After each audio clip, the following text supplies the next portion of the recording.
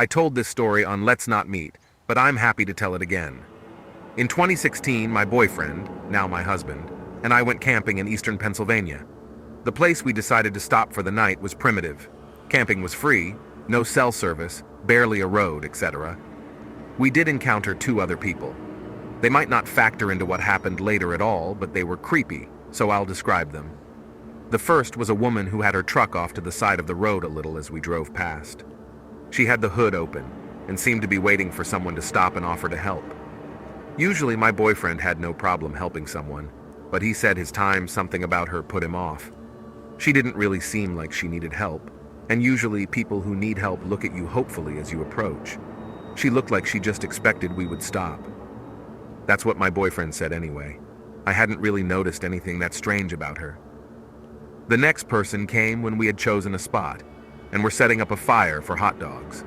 I had noticed people drive by a few times, but my boyfriend pointed out each time was the same car, and the man in the car watched us each time he passed. My boyfriend was a little uneasy about this, but we had driven around for a while before finding a place we liked. It had been raining, and everything was muddy, and we wanted the driest site possible. He could have been doing the same thing. We briefly thought about moving, but the road was muddy too. If he wanted to find us all, he had to do was follow the tracks. There were some other tracks, but not many. He'd only have to backtrack a little to locate us again. He didn't come by another time, so we stayed and spent the several remaining hours before dark goofing off. No one else drove by. Whether or not those two had anything else to do with our experience, the real fear came later. We'd gone to sleep in our tent, and sometime around 3 a.m. we were awoken by this very loud noise. I can't describe it very well, or even remember exactly what it sounded like, but my boyfriend said it reminded him of a chain gun revving up. It was also similar to how it would sound if someone recorded a shovel being dragged over gravel and played it over a loudspeaker, is another way he described it. He jumped up and looked out the little window but couldn't really see anything.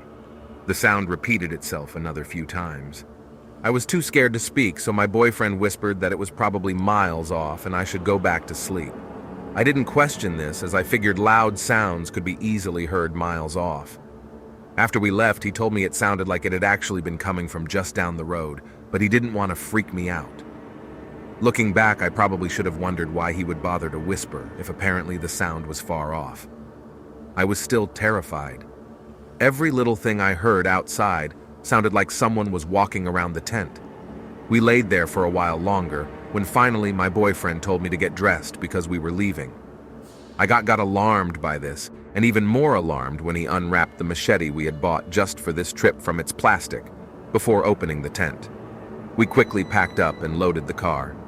I looked around for footprints that weren't our own, but despite the moon providing plenty of light, I couldn't really see.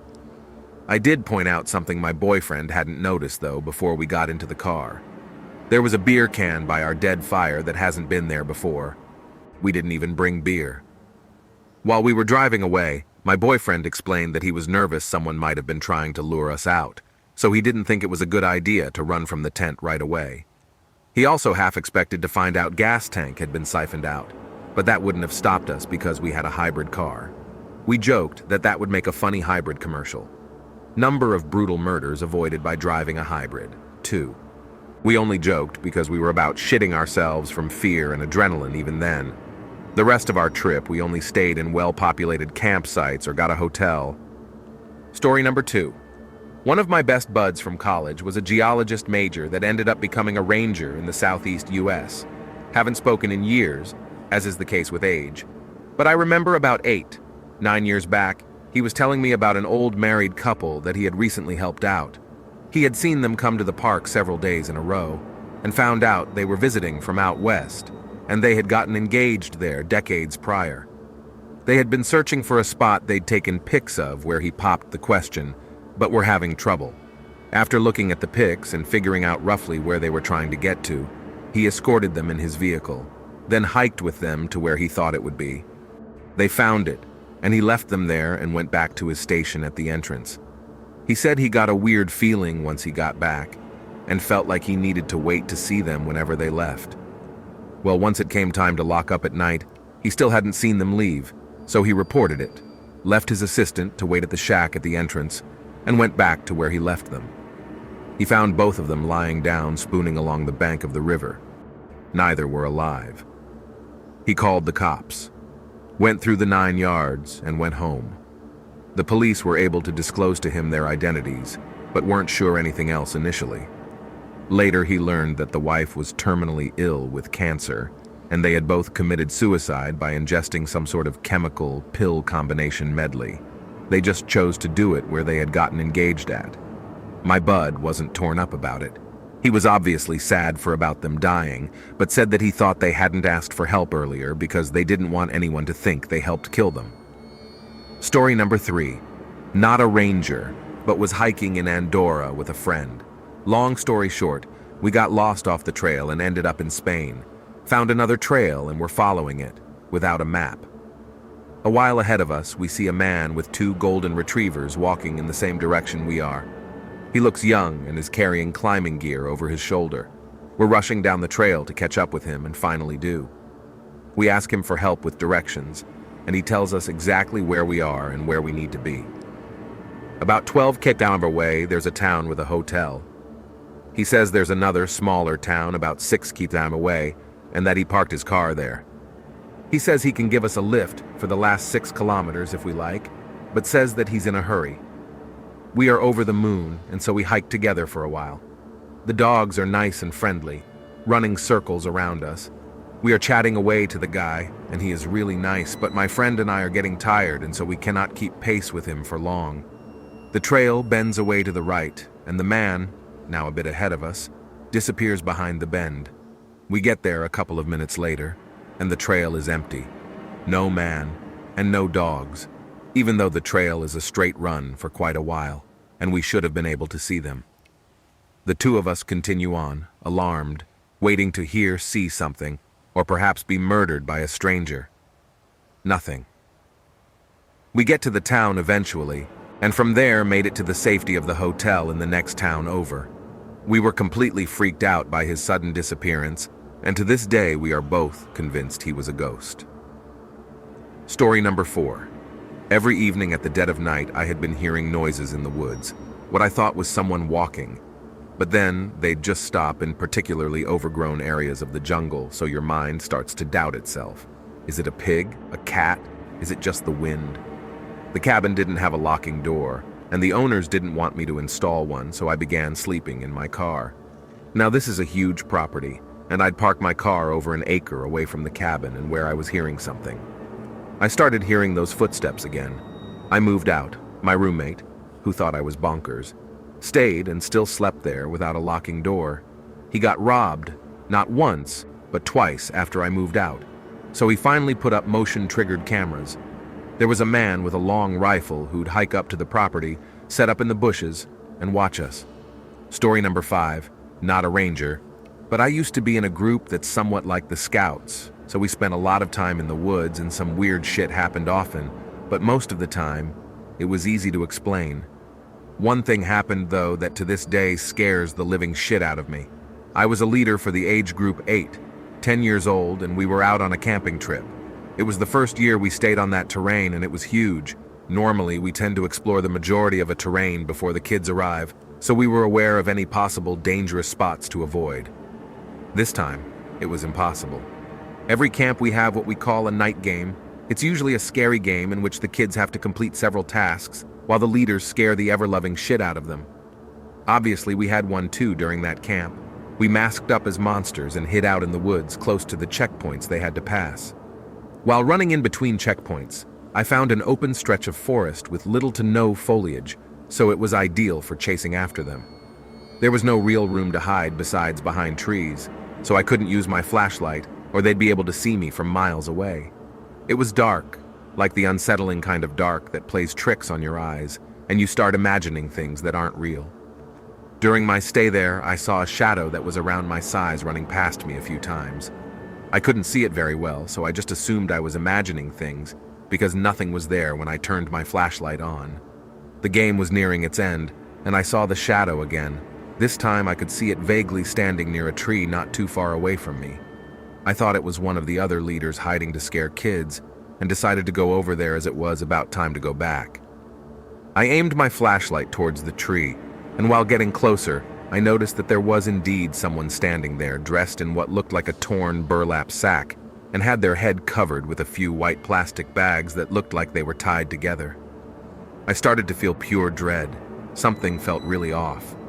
I asked if everything was okay, but they didn't respond. The only thing I heard was this weird sound that sounded like someone knocking on wood. Nevertheless, I went a bit closer until I was about 10 meters away from this person. The knocking sound turned out to be that person smacking his head repeatedly into the tree, and I noticed he looked like a male. He was barefoot, and his arms and legs were covered with crusted mud.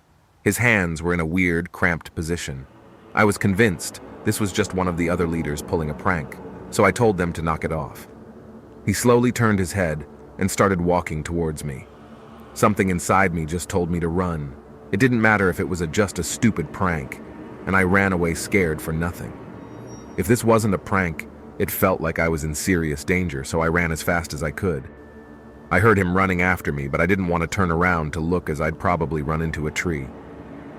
I arrived back at the campsite, and every single person that could be dressed like that was already there. They couldn't have gotten there before me, and if they did, they sure as hell didn't have the time to change into their regular clothes. Still, I told them, and that they gave me a good scare with that. They just looked weird at me, thinking I was trying to scare them, and we left it at that. Next day, I wanted to go check it out. Who knows, maybe some weirdo ate the wrong mushroom and might be out there dying from hypothermia. I took someone else with me just in case, and there was nothing but endless trees.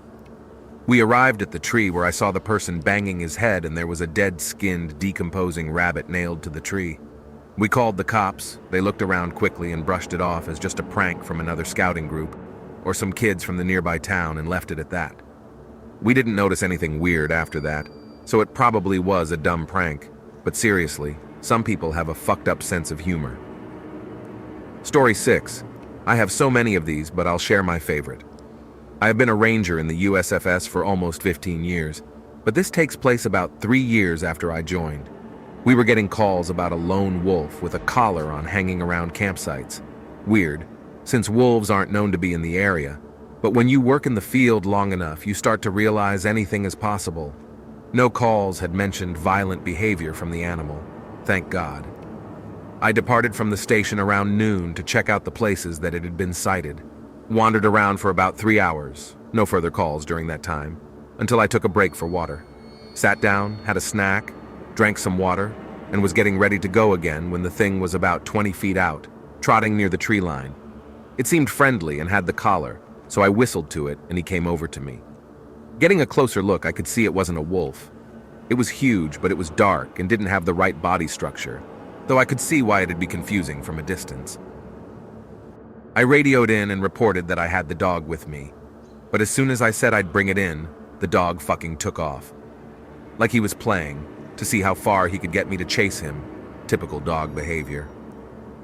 I went after it, and I swear it was a game of chase for at least 5 minutes as we steadily ran through the forest. Please don't go running through woods unless you know the area like the back of your hand. The dog finally slowed down near a rockbed creek area and started pacing around a spot. I drew closer and didn't see anything off at first. Then I noticed it. The overgrowth had almost disguised what appeared to be bones. I called it in immediately, and another team was sent to recover the remains. When I went to retrieve the dog, he was just gone. But honestly, it wasn't a priority at that point. He was friendly enough, and I figured we'd catch up with him later. The bones were identified as a teenage male's, died by a self-inflicted gunshot wound to the head. He'd been reported missing in the area long before I became a ranger, and there had been pretty much no hope of finding him. I spoke to his mom on the phone. She called to thank me personally, and she asked how I'd found her son. I mentioned the black dog, then thought I'd said something wrong since there was a pause on her side of the line. After I gave a couple details about the dog, she quietly explained that her son, who struggled with making connections, had sunken into a deep depression after the death of his best friend, the very dog that had led me to him. I think I spent the rest of the day stunned. I continue to be in disbelief in a way, but I know what happened.